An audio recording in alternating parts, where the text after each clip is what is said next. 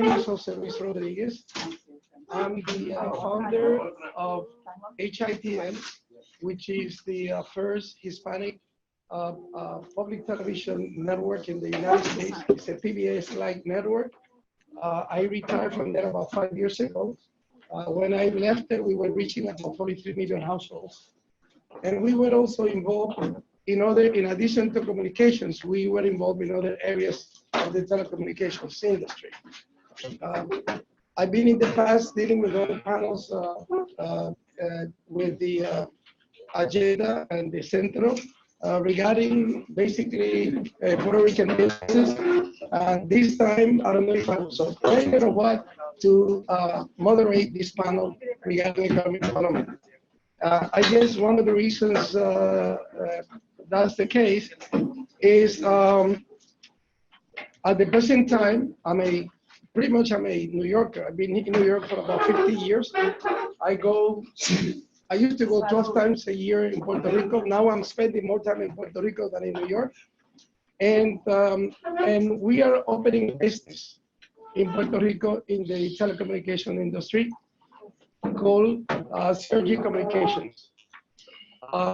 In my head, I came in the last plane that before Edma hit Puerto Rico to try to do, I felt that I could do more work here in the United States than Puerto Rico. I convened the satellite industry because I had a lot of contacts in the industry. And we were able to assemble 3 different groups, all of them competing with each other, to try to bring some turnkey solutions to Puerto Rico that with communications. As you know, Puerto Rico communications was perhaps the single most important factor that complicated and impacted the process of getting relief and some normality in the island. And in fact, I would say up to this day, telecommunications is still an issue. So I finally decided to go with one of the groups, which was Hughes Network, to try to bring satellite connectivity, internet connectivity to Puerto Rico. We, in Culebra, we brought up the hospital there, the police department, the mayor's office, a farm, and a foundation. Up to this day, our satellite connection is a major communications vehicle that they have. Some in Culebra. We put together connections in other areas like credit unions, lawyer's office, in various areas in Puerto Rico. Well, one of the things that have transpired is that we were asked by the industry to see how we can help the satellite industry, how we can come up with some new template or some new system in Puerto Rico that could prepare Puerto Rico for the next event. Unfortunately, in Puerto Rico, satellite was decommissioned, and there's no satellite connectivity unless it comes from the United States. The UN has determined, and they, through a charter that they developed and announced in January, that satellite is the most important technology in a disaster worldwide. And so we are trying to develop a concept called CPR, Centro de Preparación y Respuesta. We also call it Caribbean Preparedness and Response Networks in English. And these are centers that will be equipped, hopefully, with the capacity to have an alternative connection. We're not substituting the regular system, but an alternative connection to be able, in another event, that these organizations will be able to be connected, not only within Puerto Rico to coordinate, but outside Puerto Rico. And we look this as an economic development activity because as we deal with our, for instance, financial partners, we realize that maintaining economic activity during a disaster is critical. Now, that was my presentation in terms of what we're doing. I wanted also to tell you that there's going to be a conference in Dominican Republic in June 26th to the 28th on infrastructure and disaster. There was one recently in Panama where the whole world pretty much was involved and focusing on the Caribbean. And the world knows that the Caribbean is going to be the most important disaster prone in the future. And the whole focus throughout the world is the Caribbean. So the question that we have to ask ourselves, and I hope the panelists today will address that, is in this situation that have been aggravated by Maria, disaster-prone conditions that we have. Not only Puerto Rico, as I was telling my friend here from the Industriales in Puerto Rico, Forrester, last night, there is a view mainly in Puerto Rico that we are 3.5 million Puerto Ricans. But as Edwin mentioned this morning, the diaspora sees it a little bit different. We see ourselves as 9 million. And I hope that the panel will address that and will, in terms of what are the implications of working on economic development solutions. When you look at you as a 3.5 million group or as a 9 million group.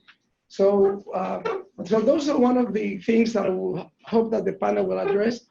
I would also like to see what kind of ventures are being planned, or the different groups that are going to be represented here are planning that will involve both communities. I've been to many other summits here, and there have been a lot of issues raised, especially by stateside Puerto Ricans, that how do we get involved?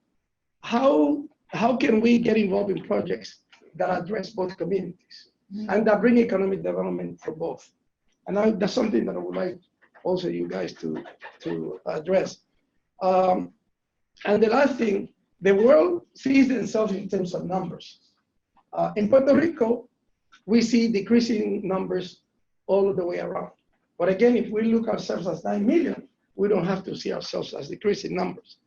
And numbers, play a major part in terms of planning and resources and all that. So, and also numbers bring scale with it. Although 9 million people is not a good number to develop scale, but you can start with that. And my last point that I would like to have the panel address is in your area, how, Puerto Rico ya no tiene plátano para exportar ni café, okay? But what do we have that we can export? And what are the resources there? And I do believe that there are definitely areas, and have been demonstrated, and I'll give you a good example. Ricky Martin, a lot of people do not see him as an artist, see him as a businessman. And Ricky Martin has represents one of very important model that I don't think have been studied by any of the universities in terms of how he, as a business, developed a worldwide, a global organization. And it's a very interesting model that I think we can learn. Another model that I will also invite you to look at is the reggaeton.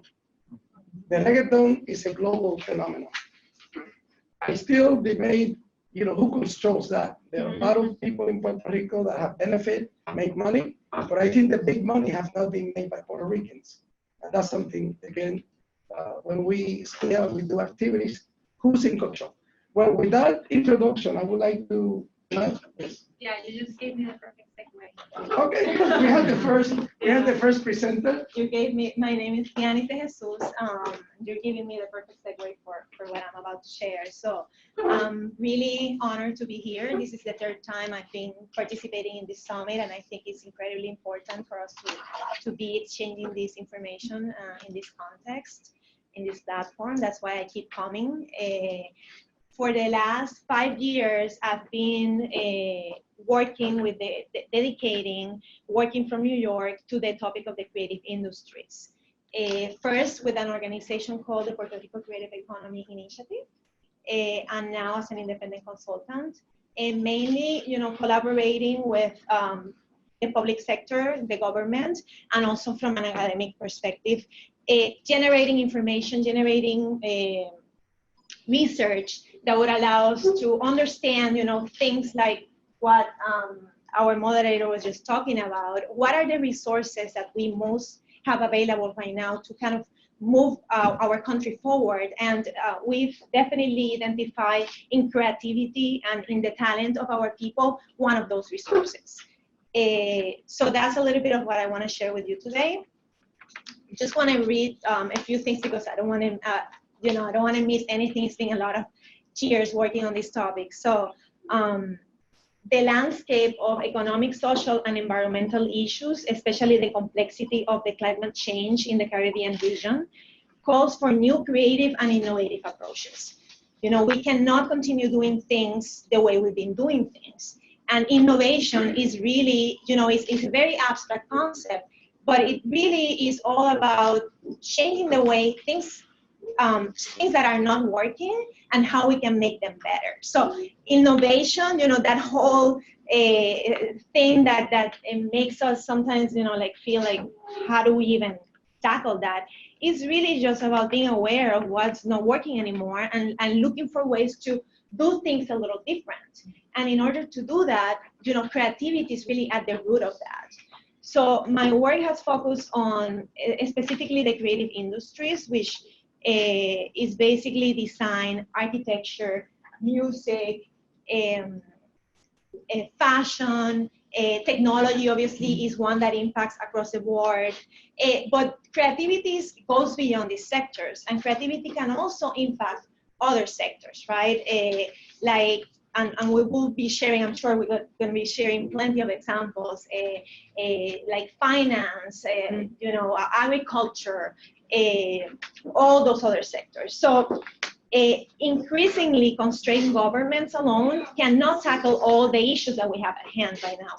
I think with the hurricane, it's become more and more evident that this is not only Puerto Rico. We have a lot of baggage in terms of our government and all the political aspects of our country, right? But this is something that is happening worldwide.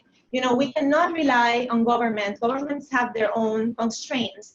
And it's time for us as a civil society and also as, public, private sector and anyone can initiate this type of change that we're looking. So part of what moves me and part of what I've been seeing with the work I've been doing is really understanding how when we get creative, we can actually, tackle things from where we stand.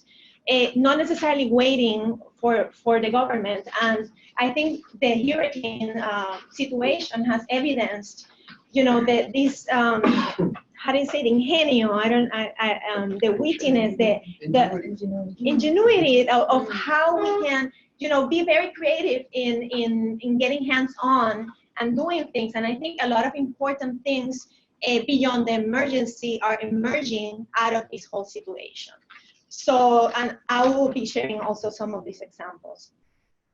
So my particular work and some of the examples that I'm going to share has rooted not only in Puerto Rico, but also looking at Latin America and understanding, how are these creatives innovating and becoming entrepreneurs, like José Luis was saying, Ricky Martin, or like how these artists, how are really becoming the change agents that are moving not only Puerto Rico, but the region forward, right? And what I've seen in the work that I've done and in the research that I've executed of hundreds and hundreds of projects is that a lot can come out moments of frustration and necessity. So a lot of these creatives and innovators and disruptors are really operating in environments that are, challenging.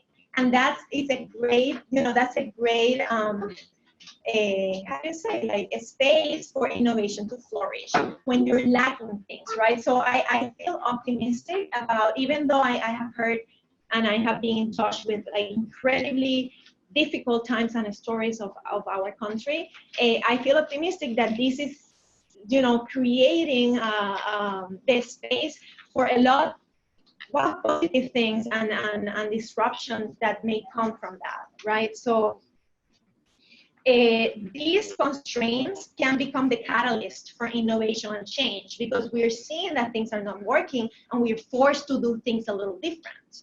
And obviously technology has played an immense role in propelling, our people forward and creating the connections we need outside the island to maybe, push us forward. And I also will share some examples about that in terms of how technology became the lifeline of, people in the island in terms and reconnecting with, all of us out here to find new ways of doing things when their businesses were closed, when they had no other choice than to reinvent themselves to move forward.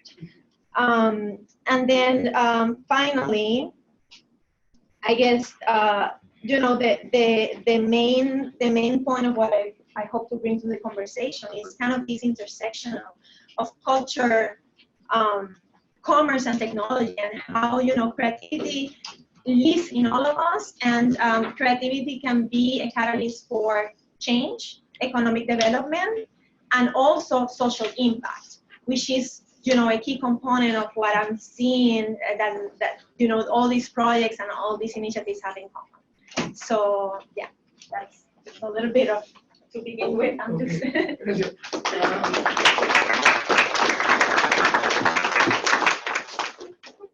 I'm gonna be part a little bit from the format, but I wanted to ask you, you are basically in the content industry. Did you see yourself?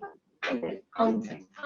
Well, content is a part of it, yeah. I mean, the overall would be the creative industries. Yeah.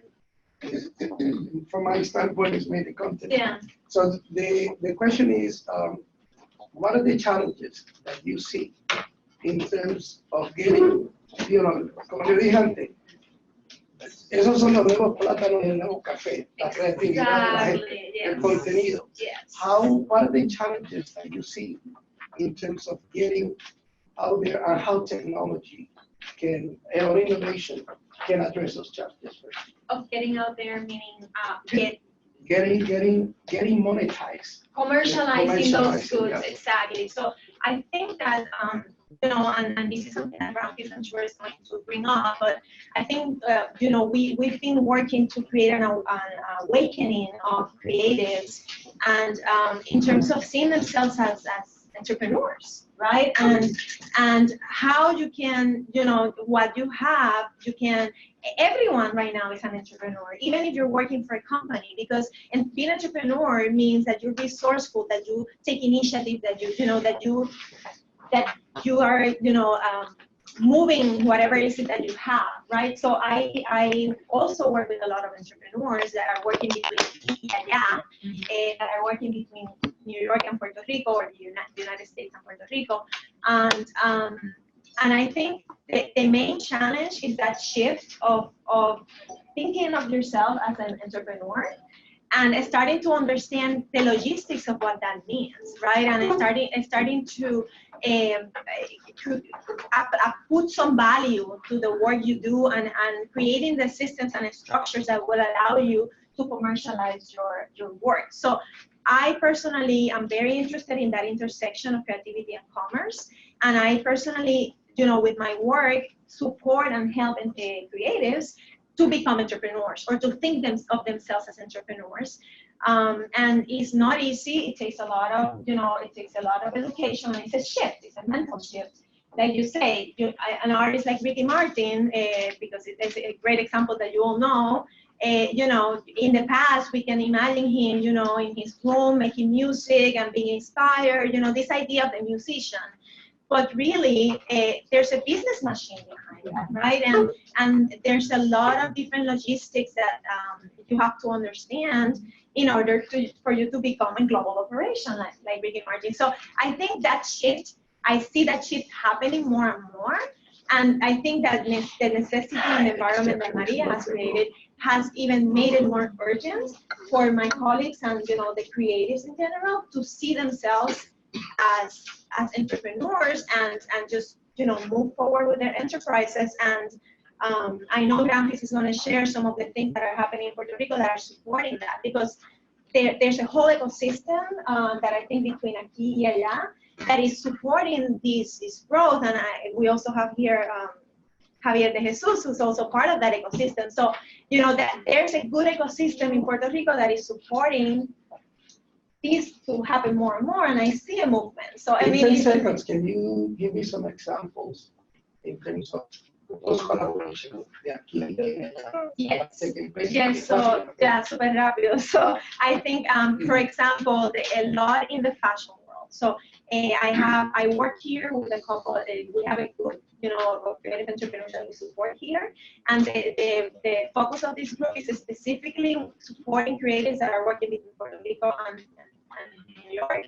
And in the fashion world, there's 2 or 3 sustainable fashion designers. They're not even just fashion designers. They're also thinking of you know, the environment. And one in particular, her name is Rodríguez, and she's just relocating back to Puerto Rico to support, because she saw, you know, the whole Maria thing is creating an opportunity for her to support from the island, even though she's still, you know, she has some things here, but she's relocating temporarily in Puerto Rico to move forward this sustainable fashion project that is intending to promote more and more local production of fashion. So not only the design part of it, but also the manufacturing part of it. So, and she's not only thinking of Puerto Rico, but she's thinking of the Caribbean and Latin American vision. So that, like her, there are many others. So yeah. Gracias. Well, next presenter. So I'll try to keep my remarks short. I'm very interested in the questions, so I'll do this. I'll share a little bit more of my background or story, and then try to answer some of the questions that were presented around collaborations related to technology and economic development specifically. I guess first off is very excited to be back. See kind of a lot of familiar faces in the room, and it's always great to just meet and learn about the different initiatives that everybody here is involved with. I'm so excited to kind of follow up after. So, name Ramphis Castro. I'm originally from Guayama. So born and raised, trained as a computer engineer by training. I'm a lawyer. Started my career at Microsoft. Decided to come back because I basically decided if I was going to be an engineer, might as well be an engineer back home and sort of be helpful. So I had the opportunity to come back. Very quickly kind of turned down my offer at Microsoft, came back to work on the island. Started as a software engineer at a company called Rock Solid Technologies. At the time, the company was sort of a small service shop, and there had the opportunity to work on different sort of public-facing projects, fixing, you know, the distribution of food to schools, kind of designing the systems, because back in the day, you know, there were schools that, you know, the delivery process, you know, didn't work, and they were sort of public schools without food, so we kind of were able to design, you know, the system to make that work, right? Where literally there were kids without sort of food at these at some of these schools, to kind of streamline those processes, and got involved in a lot of different projects like those, and then decided that I had sort of certain set of skill sets around building products, which I had done during my time at Microsoft. So decided, oh, I'll just start a company. So from that experience, when I built that first technology company, it was a health analytics company, and I made all the mistakes of entrepreneurship, right? So I thought, oh, I have built products, I know how to do this. I'll just start something and make it work, and learned a lot from that experience, right? It was very effective at building the product, made all the other mistakes on the business, right? And basically the reason I have like all this white hair right now, even though I'm not in my 40s, it's really those experiences. But from that, that really informed just how hard it is to start a company, and all the things that you hear about around, Silicon Valley and startups and tech and all these things did not really apply when you're outside. And this is, 05, 06, 2005, 2006, right? So at the time for me, the feeling was there was no sort of startup ecosystem, no mentors, no investors, no help. There were no technology companies that I could point to that were kind of homegrown from scratch. So here it was, of trying to kind of build this thing, successful in the product, failing on all the other sides, and decided that it was sort of painful to go through that. So made it sort of a core part of what I worked on was making sure that others didn't have to go through that process, right? So everything I've been involved with since then has been in that general direction of, nobody is sort of going to help me sort of build my company. We need to do it ourselves, right? And how do you do that? It's primarily around collaborations. At the time I started, very active in the College of Engineers and Surveyors, so the Puerto Rico, basically helping connect dots. There was that organization as a nonprofit, had a lot of assets, physical locations, engineers were all doing all kinds of different things, and then a lot of other organizations that just didn't have those resources. So supporting those operations was supporting doing what I can to universities, because there were no, there was sort of business plan type competition, but students didn't participate, didn't know about it. There was no way for them to effectively participate. But then we had the resources because we knew all the professors at the universities that the types of companies and engineers that could participate.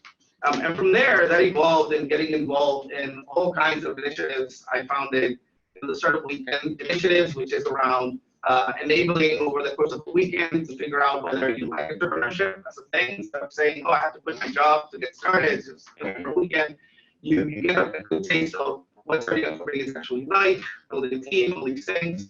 I was involved in then creating sort of the TEDx conferences around engaging and sharing the ideas of everything that has happened sort of locally, because there was world-class talent for Ricans everywhere, not just in Puerto Rico, but outside, and everybody's from here, where you just kind of didn't know each other.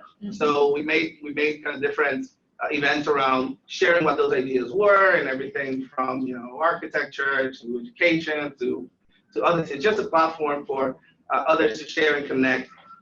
Created Founders Institute, which is an idea stage accelerator focused on getting the committing towards building your company while you're still employed, right? And one of the key mistakes I made is I quit my job. I cashed out my 401k, had like a few $1,000s to get started, and it took me almost 6 months. Literally, as I was about to get kicked out of my apartment, is like we got those first checks from that first company, right? So opportunities like Founders Institute just help shape some of that, right? Where you can just start a company while you have a full-time job, and you figure out whether the company is actually meaningful. You get mentorship, support, networks, right? So building those pieces. And then from there, we really spent a lot of time, because we had a lot of different relationships of engineers and colleagues that had left, because all my friends were in every major aerospace related industry, defense contractors, you name it, and had the opportunity to meet up at that time with another gentleman called Marcos, Marcos and I kind of joined forces. My story was, starting from Puerto Rico, when Microsoft and came back. Marcos is, he did the Silicon Valley thing, went to Stanford, and then he came back, right? So when we connected, he was the one that kind of really shared around kind of how those ecosystems work, because here I was building these different initiatives around entrepreneurship and connecting the dots around how other ecosystems work and bringing in other resources and flying people in, because nobody's sort of a prophet in their land, so we could say what we want about entrepreneurship, but nobody will listen to us. So we just bring other people from Silicon Valley, and then for them to say, do what what Ramphis and others say, right? And that works well, right?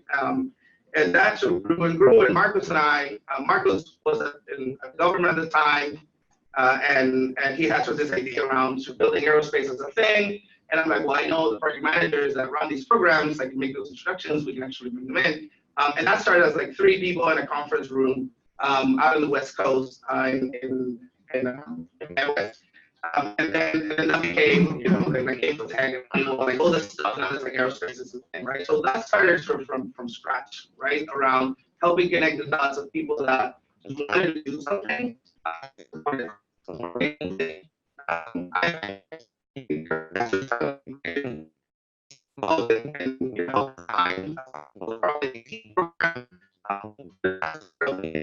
Initiatives are the same thing here towards supporting, leveraging all the unique attributes of Puerto Rico that I use for my companies, but nobody really sort of talked about some of the basics around, it's sort of complicated. I know it's a sort of controversial sort of topic, but the unique sort of relationship with the US has unique advantages from a startup perspective, for building new companies that are globally minded, et cetera.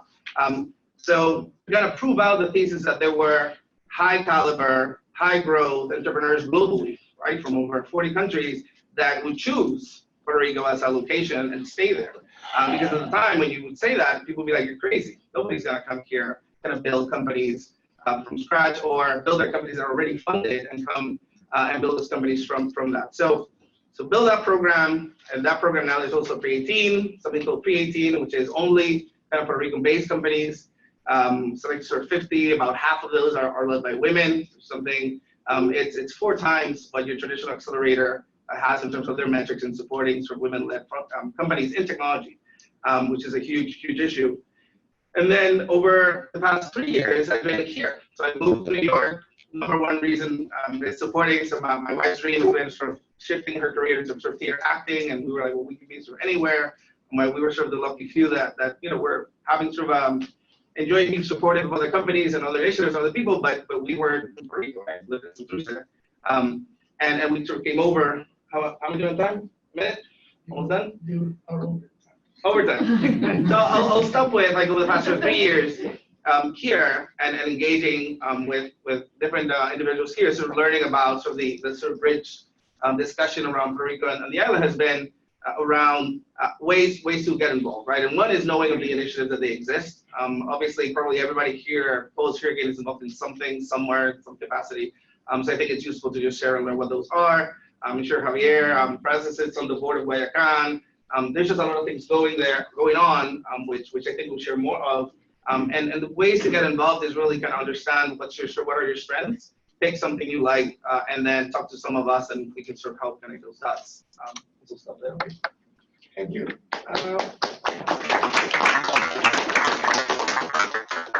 I'm very familiar now that I'm learning more about the Puerto Rican experience in Puerto Rico, about some of the projects that you mentioned. Unfortunately, we don't have those projects here on this station. And we have more of your people like you that are moving this way. Have you been thinking in terms of how those structures can be expanded here? Oh yeah, I'll give you 2 quick examples. So here, basically what I learned on building sort of ecosystems and helping people help each other that shouldn't otherwise help each other, because that's really what that was about in Puerto Rico. When I came over here, I learned very quickly that New York is sort of it's New York. It is not sort of this sort of Silicon Valley mindset, so it tends to skew very transactional. And that's something you see everywhere. It's not a Puerto Rico problem. I mean, in New York, you'll be like, hey, what school did you go to? And like New York and Wall Street or whatever, right? So here I built a nonprofit. It's called the New York City Innovation Collective. So there's one accelerator program in Puerto Rico like that. And here there are over 100. So I built with other colleagues in the accelerator ecosystem here, that umbrella organization. And you can see a lot of companies have relationships on both sides, right? Where they'll go to Argentina and they'll come to New York, or New York companies that, because of sort of my presence as a relationship, to be able to say, hey, I heard about this program and to reply, right? So it works both ways, and that's open to anybody, right? It is not, at least in others, which is great to kind of hear, because I sit on the selection committee for the kind of these programs, is that it's really a lot of these stories where they're here, all of you have all the ideas, opportunities, things you might want to explore, and those programs exist from both ways. And there are a lot more resources, obviously, in New York from the accelerator standpoint. So like the collective is over 100 accelerator programs like this just in the city alone. And I've been in opportunities sort of, there've been events around ecosystems sort of in the Bronx, and kind of sharing those, because my experiences here have been where they talk about sort of the Bronx as it's like another country, and it really is a train right away from all the researchers. So how many there are Puerto Ricans involved in those initiatives that are working here? There are Yeah. space Puerto Ricans. Yeah, I mean, there's so yes, there is. They are already involved in government in all kinds of ways. So they've been here like you for a while, and then they get me like, hey,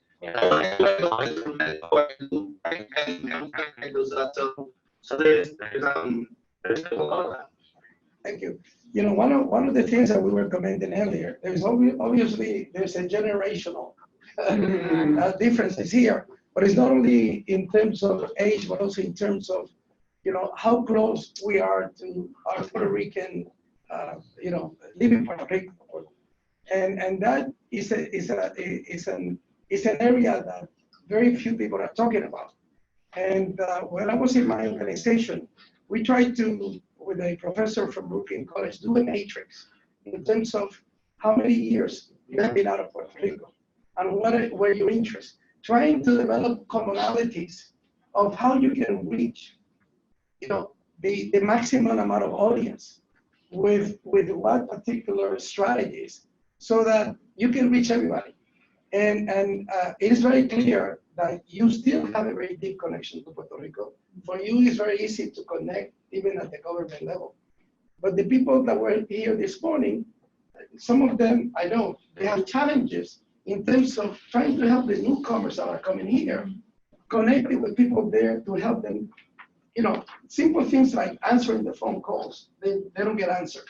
So how individuals like you, you know, again, that impacts, as far as I'm concerned, every area, right? How do you feel that your presence and the activity that you do can help bridge that gap? Sure.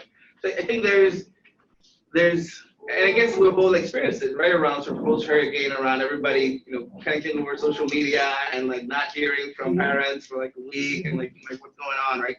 So there's a huge opportunity for more of that across the board, right? I think even on the generational gap set that you're discussing, I think there's an opportunity for people to connect and engage.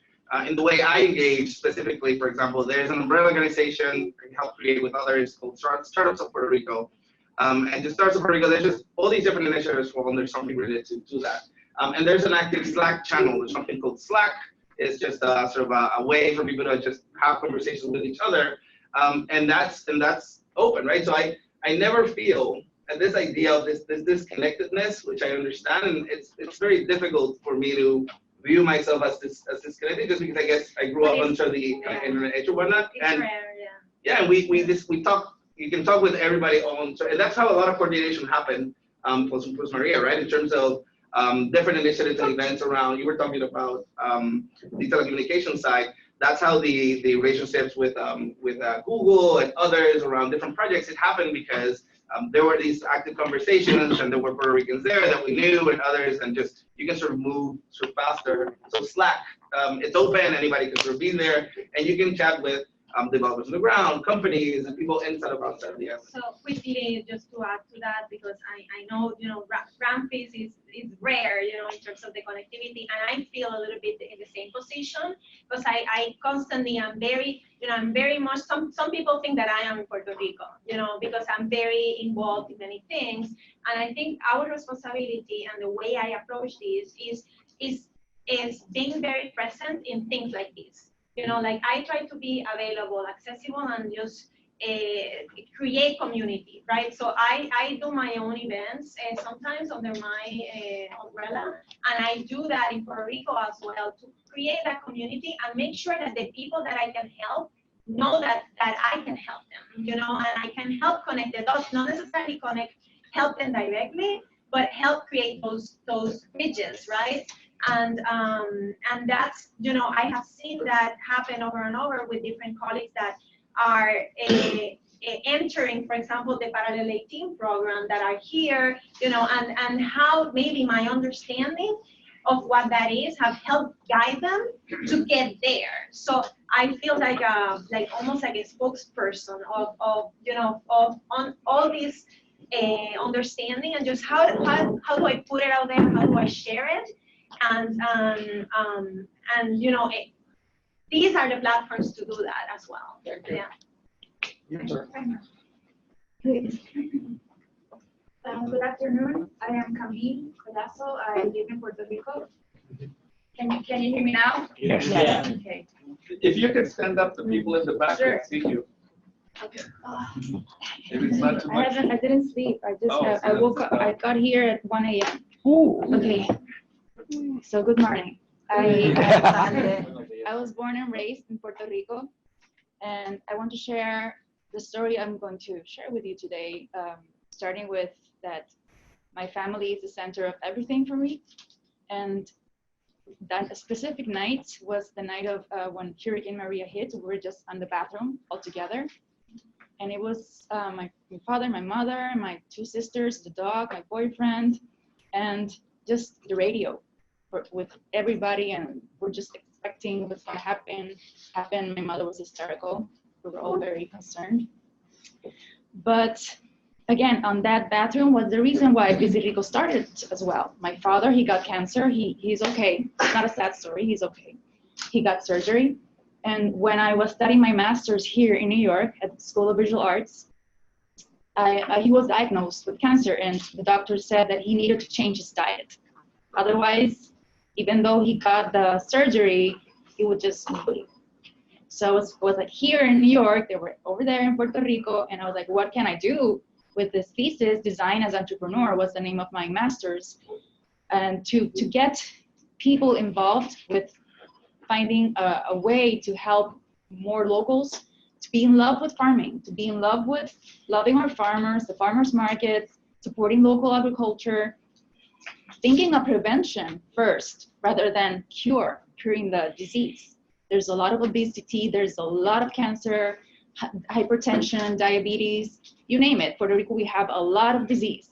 But how about we tackle many problems with one solution, which is a social impact, a cultural patrimony protection of our history, of our culture, of our food. And that's what keeps us together. Think about it. We just, when you sit together on a table and we have family, friends, conversations just like keep on flowing, we feel the love of our friends and our family. So that's the reason why out of my anger, I was very angry, I found a way at a fundraiser I attended that people were loving auctioning agritourism experiences. And wow, people love this. We want to bring that in Puerto Rico because it's social activism, creative activism, not like protesting in a way that everybody knows already. Oh, there you go, everybody protesting again. People don't really respect that anymore. We have to be creative in the way we protest. So creative activism, agritourism for us in Visit Rico is a form of protest. So we are giving farmers another source of income. After Maria, we gave sources of income also for chefs, lobster restaurants that people actually we have this event of 130 employees from City Winery coming to Puerto Rico that want to volunteer, which is what we're doing now. We want to bring people to the farms to connect with farmers that have PTSD, that is a reality. The way of people seeing their crops completely destroyed was something that we suffered deeply. And because of that, we also started the Regrow Puerto Rico Fund, which happened days after Maria. Once we could get out of the trees and the debris, I got to the office, which had internet pretty fast, and everybody was there. Like FEMA, there were a lot of local entities as well. It's like a big office and collaboration for Puerto Rico. And there, my team, like the direction was, okay, so this is gonna happen. We don't know how hard it's gonna hit. We just get together as soon as we can to the office. And then we started thinking which way we can help the farmers, because if this is the same way across what we're seeing here, all over the island, and what the radio is telling us is as disastrous as it is, we need to think, okay, they need support. They need to know that they're not alone. They need to know that even though they lost these crops, they can actually sell something. But it's like we actually started an insurance in a way give them security for 3 months, 3 consecutive months for them to what they would earn monthly for their sales at farmers markets, weekly, Saturdays, Sundays, also restaurants that buy through them. For 100+ farmers, which actually ended up being 107 farmers and artisanal producers from 5 different farmers markets. And do you understand me? Am I talking too fast? No. Okay, because I feel like my heart is. And then, 2 minutes, good. Okay, whoa.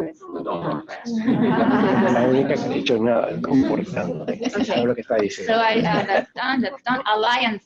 Alliances was also, my team got together, and we, as soon as we got a little bit of communication, of course, getting there, we got 5 pillars of work.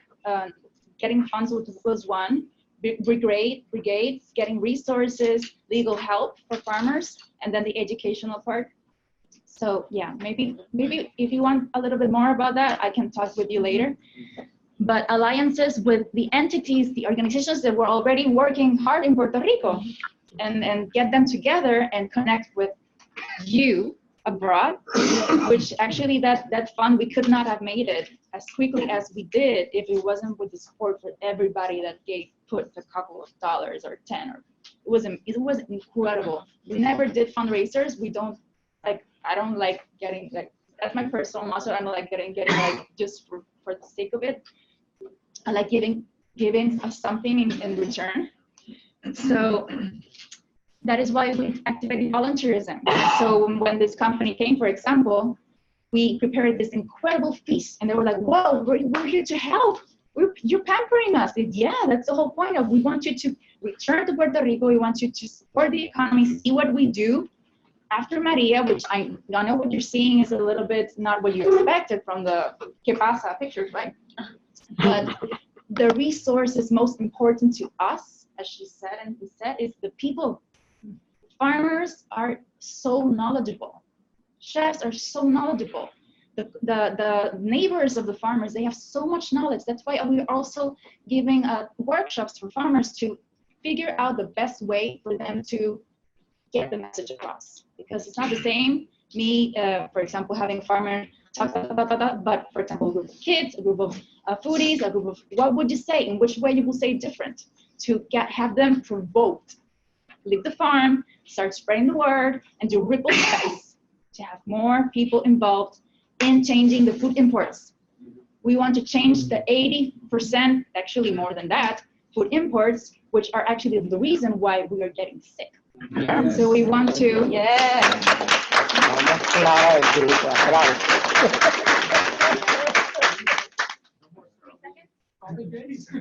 Oh, okay. 2 seconds. Yeah, the last part is that I'm from the University of Puerto Rico. I studied their humanities. And we are really concerned about the closing of the university, especially the Ecuador, which is the source of education for many, many farmers. So if you can spread the word as well. Thank you so much.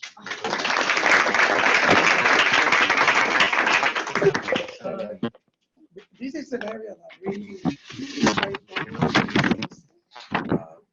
the Puerto Rican community in the United States, after Maria, they were very concerned, how can I help? And I was talking to a number of communities and out there throughout the United States, and the consensus was that people felt that if they would buy something from Puerto Rico, that they could help Puerto Rico that way. And unfortunately, maybe in Florida, there are distribution systems for goods that are coming out of Puerto Rico. Puerto Rico is not producing too much agricultural goods, but it's producing some, in some areas of the economy, things that could be exported. So my question to you is, in the farming, in the agriculture area, is there enough production that could scale to be able to distribute it within Puerto Rican communities in the United States, so that Puerto Ricans feel that they contribute, the common Puerto Rican feel I'm making a contribution. In one of the workshops, I had earlier, one of the individuals came out in a very powerful way. He said, I don't care what anybody else is doing there for Puerto Rico, but I want to vote with my wallet. Whatever the money that I spend, I know I want to spend it in things that in some way will help Puerto Rico. So there is that attitude here. How an organization like yours that have access to these products or can, is it possible that those connections could be made? Definitely, yes, it is possible. It is very important to remember that the reason why agriculture is successful here in the U.S. is because of the subsidy. So it's not real to think that Puerto Rico can achieve this that you're talking about. And this is also something we talk about at another symposium with Bill Clinton. Like, it needs a huge investment. A huge investment. If we believe in farming in Puerto Rico in the ecological way, because that said, a lot of farmers are also getting sick because we're talking about consumers, but farmers are getting cancer. It's terrible. Using glyphosate, which is the Roundup. And many others, yeah, but that's the most known. Okay. Yeah, really, at the end, I let them make some comments as you ask questions. At this point, I would like to give you an opportunity to ask a question to the group. Okay. Hi, I'm Puerto Rican, also half Puerto Rican from here. My family's from around here. I've been back to the island since I was 4. Big story about that. But I currently, most importantly, have 92,000 square feet of space in Bushwick, historically low-income Puerto Rican, heavily Puerto Rican neighborhood. And it's dedicated to blockchain dev, creative studio space, food production, all of what we're talking about here, right? How can we help? Did you say blockchain? Blockchain, crypto, yes. We actually, me and James right over here, and Amanda is another panel right now, just came from DC for a society summit that we did for the last 2 days, and that was people in Puerto Rico, how Puerto Rico. So, You know that Puerto Rico is, that's not something I wanted to address, but it was too much beyond. I didn't know if they had expertise on that. But blockchain, as you know, Puerto Rico is trying to become a capital of blockchain technology. And I'm sure that I would encourage Centro to try to incorporate that in. How can we help here? Because we're already doing stuff with Ponce, for example, and we have a lot of, as of the last days especially. Yeah, I mean, I think on my end, and serving as a bridge with many different projects and entities, I would love to learn more about the space and what you're actually doing, so that I can have that, in my radar, because yeah, I mean, I pride myself in being like this. Like, people come to me and then I rechannel them to where they need to go. So I definitely would like to understand more about what. Yeah, I mean, there's a lot of things, right? And we can talk offline about specifics. So yeah, this is Camille, is your group, or do you know of anybody who's working in Puerto Rico to get the hotels to use Puerto Rican products at their breakfast and lunch and dinner tables? Yeah. I get tired of having the same piña from Hawaii and that mango or papaya de Puerto Rico at any of the hotels when you go there for any meeting. That is very accurate. The hotels, as well as many other many restaurants that think like they need consistency, they need a particular size of tomato, or very specifics that are not are the opposite of the pizarra. How do you whiteboard menu, for example. If this is what is available, work it. For hotels, they need to figure out their menu, which is like sealed. So in many ways, that's part of the reason. And I'm not gonna say the company, but that's something that I tell this company, like, hey, but why don't you guys take what is available, even if it's not beautiful, like even not cute fruit. I'm part of the slow food movement as well.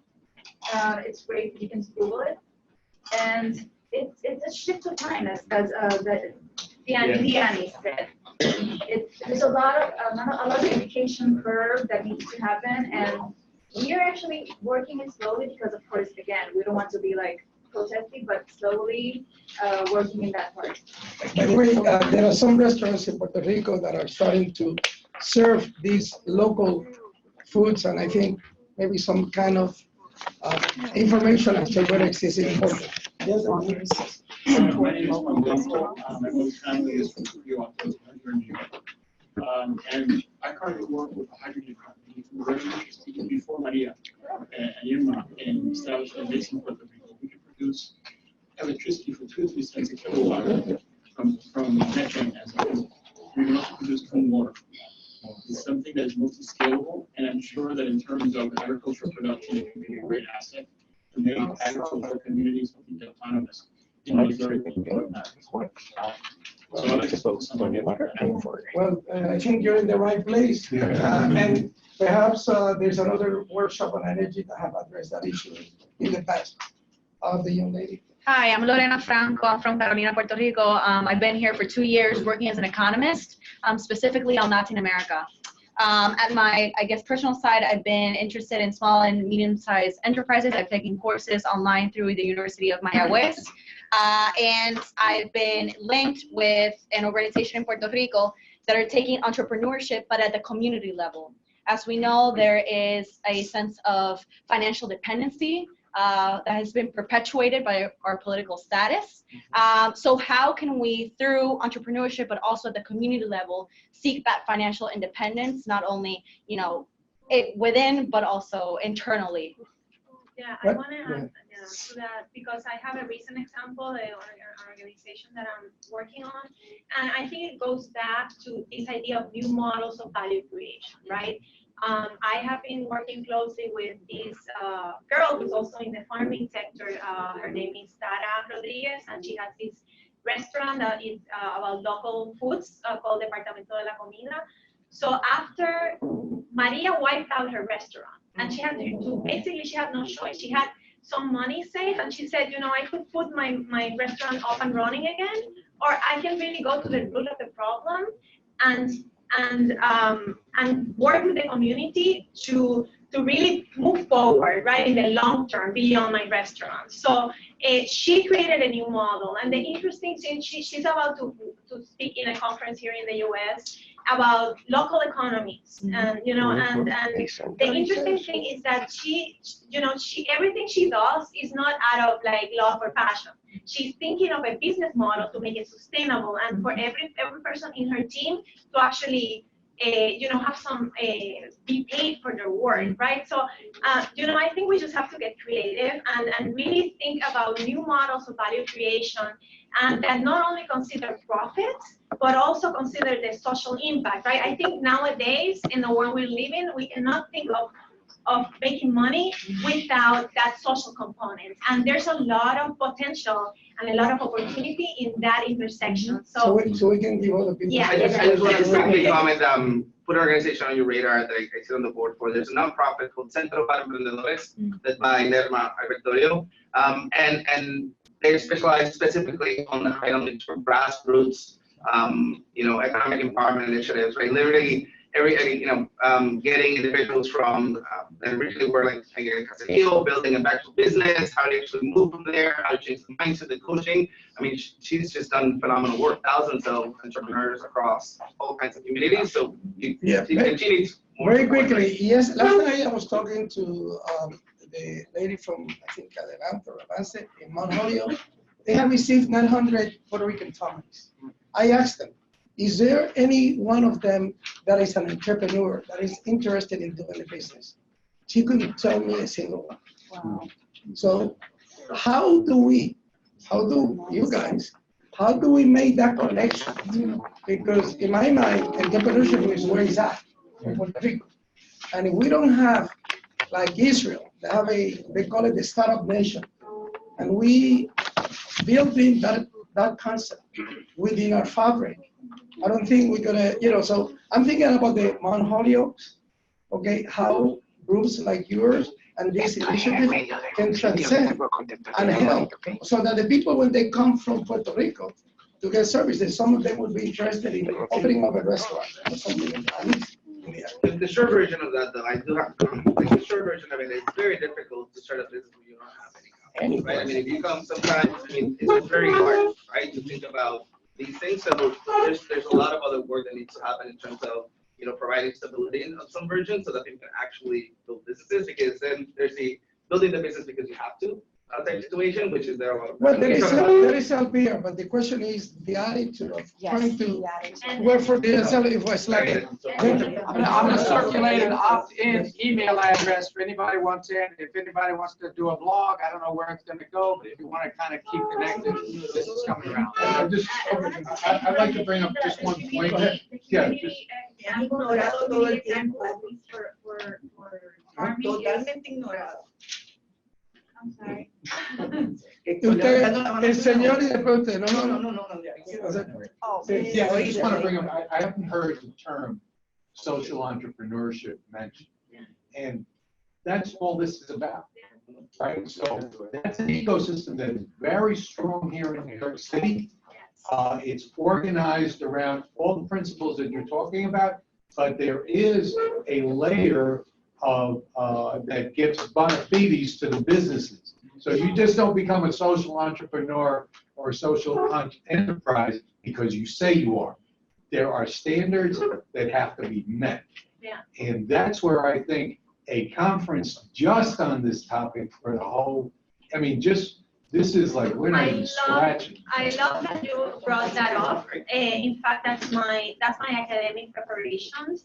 And I understand, you know, the official principles of social entrepreneurship. So a lot, you know, a little bit of what I'm trying to do with my work, which is, you know, obviously all I can do as an individual, is to bring a little bit of this thinking to the great entrepreneurship ecosystem that is flourishing in Puerto Rico. Right. So I know there's an ecosystem that is flourishing. A lot of work has been done in the past 5 years. I've seen it. But this part is still lacking behind, is happening informally. Right. So on my end, I feel responsible, right? And in the new projects and alliances that I'm building, I'm trying to bring this idea of people bottom line, which is businesses for profit, but also with environmental and social impact. Right. And try to formalize a little bit more how that's done. Well, so how do you create the alliance with what already exists here in New York? That's the key. Okay, usted tiene la oportunidad. Usted tiene la pregunta. Y lo voy a hacer en español. ¿Todo el mundo lo entiende? Muy bien. Y en vez de una pregunta es compartir. Para los que están interesados en agricultura y en la distribución, en Puerto Rico se formó recientemente la primera cooperativa agraria que se enfoca en mercadeo. Y el objetivo es comprar toda la producción que se pueda y venderla en los Estados Unidos y en Puerto Rico, pero con los mismos controles de calidad que cuando un supermercado ordene, todos los jueves haya al frente de la puerta productos, no que unas veces sí y otras veces. Y el otro compartir es que yo... ¿Cómo se llama ese grupo? Se llama la Cooperativa Agraria de Puerto Rico, es reciente. El otro grupo es producir, que tiene que ver con producción de productos. Y básicamente está ubicada en la montaña, cerca del Yunque, es una comunidad aislada rural que tiene un modelo de desarrollo económico comunitario que predica la empresa colectiva. Eso no fue el de Antonia Pantoja. Ella fue la que la fundó. Es una Antonia Pantoja la que creó Aspira. Y yo le heredé. Yo le heredé, he estado en ella por 20 años. Pero básicamente de ese esfuerzo original lo que ha surgido es un modelo que por falta de recursos y de apoyo no se ha podido concretar. Y ese modelo lo que predica es una pirámide empresarial puertorriqueña que abajo están las microempresas de cualquier tipo que queramos pensar. Pero lo que tiene de novedoso es que predica la producción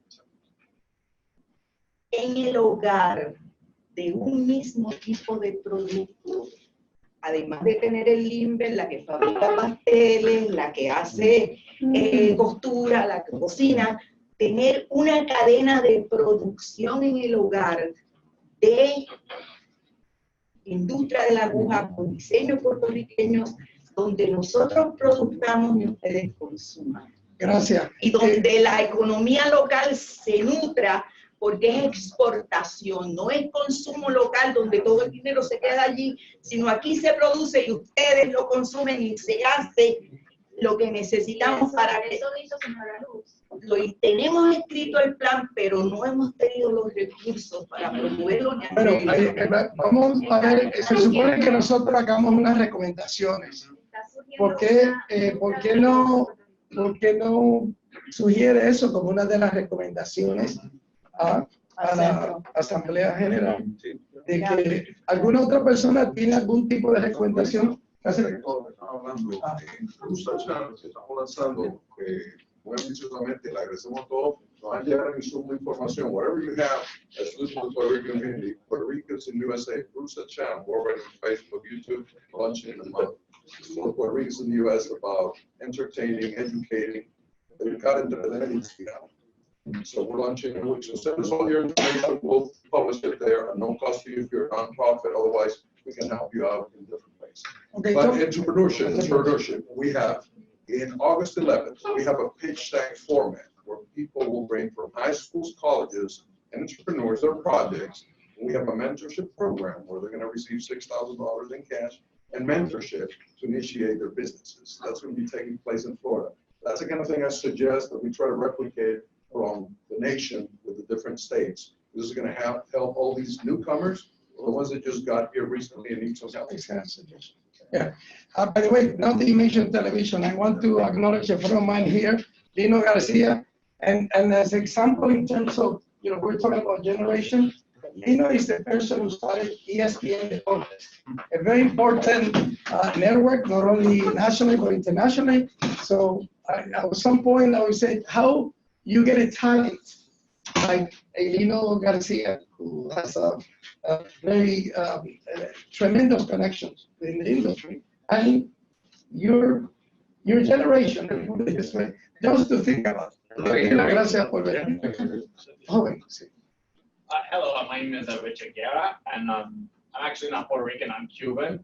So my question is regarding entrepreneurs, what if maybe a Cuban like me, because I'm majoring in IT right now, I'm about to transfer to CTech next semester, so is there any way like maybe not just Puerto Ricans, but maybe Cubans can help out also? Well, interesting. One of the things I do is I bring U.S. businessmen to Cuba to explore business opportunity. That was before Trump. Now things are right up, as you can imagine. But you bring in a very interesting point, and that is the Caribbean, which one of you mentioned. Unfortunately, we are in the Caribbean, but we feel that we're more next to Long Island or New York. And in the Caribbean, there's a lot of opportunities. Only when there is a storm, we can see that we're in the Caribbean. When the storm goes, and then there's an opportunity that I see, and even right now, even in spite of Trump, to include some strategies, even in Puerto Rico, that will add the Caribbean. So people like you, I'm sure, could be helpful in making sure that we don't lose that focus. Thank you. What's Centro's role in all of this? Okay, good question, and that was to the recommendations. As we said earlier this morning, the Centro is creating coalitions. And right now, one of the coalitions that the Centro is creating in Puerto Rico, especially starting at the University of Puerto Rico, the School of Planificación, and they work with some interesting projects. And the idea is to identify projects that could work with both communities. That's the main, that's one of the main, that's what the Center would like to put its efforts behind. That's why I stated at the outset, how can we identify, projects and efforts that can bind both communities? And that's what Centro is a convener, but at the end, we are the ones through these coalitions that are going to make things happen. So we would like to encourage, I say we because I've been participating for a while with Centro activities, But we would like to see more of these joint ventures going on at different levels within the Puerto Rican community. Go ahead.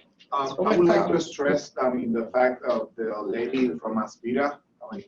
I'm totally empathetic about her point of view. I think that there is a level, and thank you to all of you for sharing your experiences. I think there's a level of innovation that we're really missing, and we've been feeling that in Puerto Rico recently, and more clearly after Maria. There's a level of the institutional innovation, design, how institutions are designed. We still have 1950s institutional design in government, in corporations. And we cannot move forward if we don't introduce a mindset of innovation within the institutions that are in place right now. I'm not talking about just being disruptive, but about really thinking how those institutions are really serving the purposes of citizens in Puerto Rico. The example that she just shared, I think it's totally evident that when she explained the strategies, like, oh, well, why are we not doing this?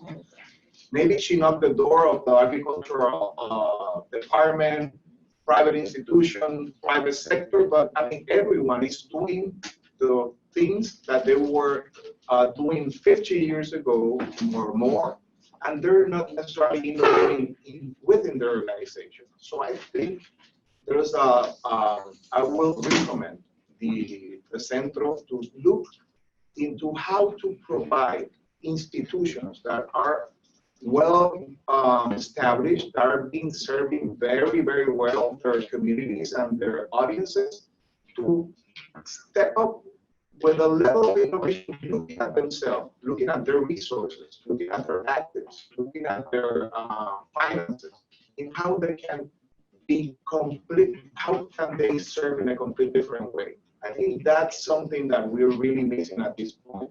And there's a lot of these junctures and discontinuities in the help that is being put in place from the diaspora that is actually not being able to land into the benefit of the communities because of that lack of innovation at the institutional level. Well, those of you that don't know Jesús, he's Mr. Innovation, okay? No, really. And I think, Javier, that you should share your model with the rest of the academic institutions out there, because what you're doing in Puerto Rico is establishing the basis, and you have a model that could be replicated. So I really recommend, because you're part of this, that you really try to explain it out there more here in terms of what you're doing, so that other academic institutions can follow through. Because I think it's not only good for Puerto Rico, the question is how we can use that model here to help our communities in the United States. Okay? Yo no sé, yo creo que ya el tiempo del almuerzo está, pero I just wanted to thank the panelists.